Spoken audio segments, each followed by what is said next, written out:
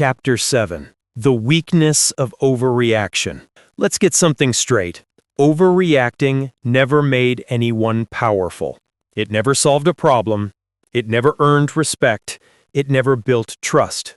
Overreaction is insecurity wearing the mask of strength. And it's time to rip that mask off. Because every time you explode, every time you snap, every time you lose it over something small, you're showing the world that your emotions own you.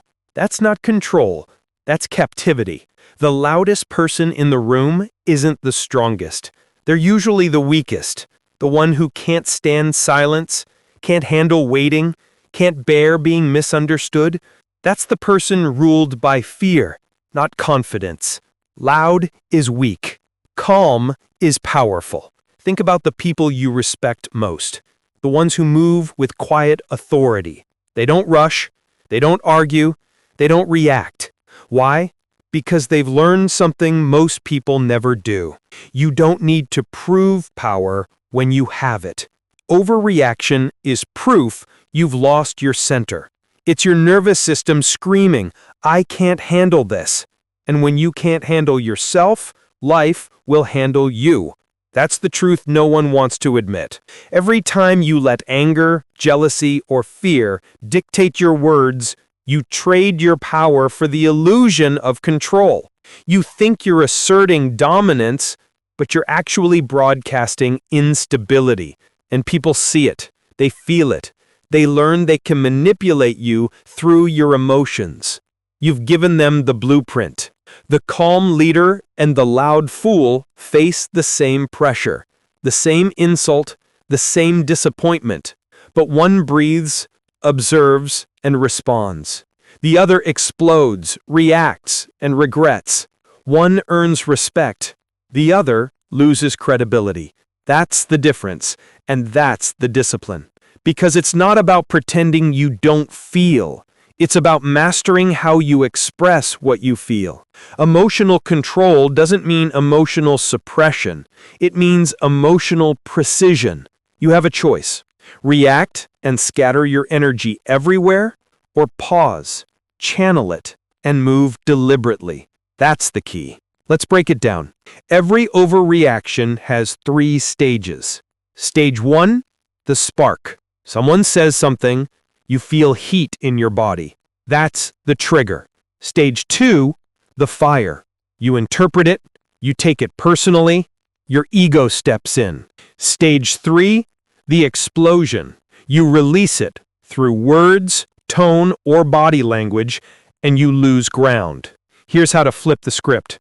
When you feel the spark, don't feed the fire. Pause. Observe. Ask yourself, what's actually being threatened right now? My peace or my pride? Most of the time, it's your pride. And pride burns energy faster than any other emotion. Loud is weak. Calm is powerful. The world will constantly test you. People will push your buttons just to see what happens. And if you're easy to provoke, you're easy to control. You've just handed them the steering wheel to your emotions. That's why calm is terrifying to manipulators. They can't move you. They can't predict you. They can't get what they want from you. You've taken their favorite weapon, your reactivity, off the table. You have a choice in every encounter. Feed the chaos or hold your ground. It's not about ego. It's about discipline. Because the one who stays calm wins twice. First over himself, and then over the situation. Now let's make this real. You're in a meeting. Someone undermines you in front of others. You feel it, that surge of heat, the heartbeat in your ears. You want to bite back. Stop. That's the test. You can destroy your credibility in 2 seconds by overreacting. Or you can build unshakable authority by staying composed. Speak later when you're strategic, not emotional. That's how professionals separate from amateurs. Because power doesn't rush. Power waits. That's the key. Let's go deeper. Overreaction comes from fear. Fear of not being respected. Fear of not being heard. Fear of losing control. But here's the paradox. The more you try to control through reaction, the less control you actually have. You don't need their permission to feel calm. You don't need validation to hold your composure. You don't need to explain your silence. True power is self-contained. It doesn't leak through every emotion that passes by. Here's a challenge for you.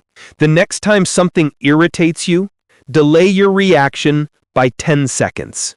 Just 10. That's your training. That's your gym. Because those 10 seconds are where transformation happens. That's where emotion meets maturity. You'll start noticing something strange. The longer you wait, the less urgent your emotions feel. The storm passes before you even open your mouth. You've just witnessed the weakness of overreaction and the strength of self-command. Understand this. Calm doesn't mean passive. It means intentional. It means you can be fierce without being frantic.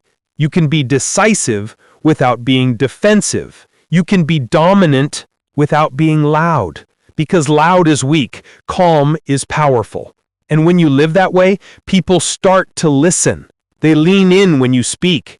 They take you seriously because your words come from control, not chaos. You stop chasing validation. You start radiating certainty. That's how leaders are born, not through noise, but through presence. So the next time you feel that pull, the urge to snap, to shout, to prove something, remember this. They're testing your power, and your reaction tells them everything they need to know. You can give them the show they expect, or you can give them silence that makes them question themselves. That's your choice. That's your strength. That's your evolution. Because emotional control isn't about being numb. It's about being intentional. You're not shutting down your emotions. You're commanding them. You're not becoming cold. You're becoming clear. So stop equating loud with strong. Stop mistaking reaction for courage. Stop misconfusing emotion with leadership. Power doesn't shout. Power doesn't panic. Power doesn't perform. Power observes. Power decides. Power moves when it's time, not before. That's who you're becoming. Loud is weak. Calm is powerful. You've learned how to reclaim your power through restraint. Now it's time to elevate it through precision. Because control isn't just about silence. It's about strategy. You've mastered stillness. Now let's turn that stillness into influence.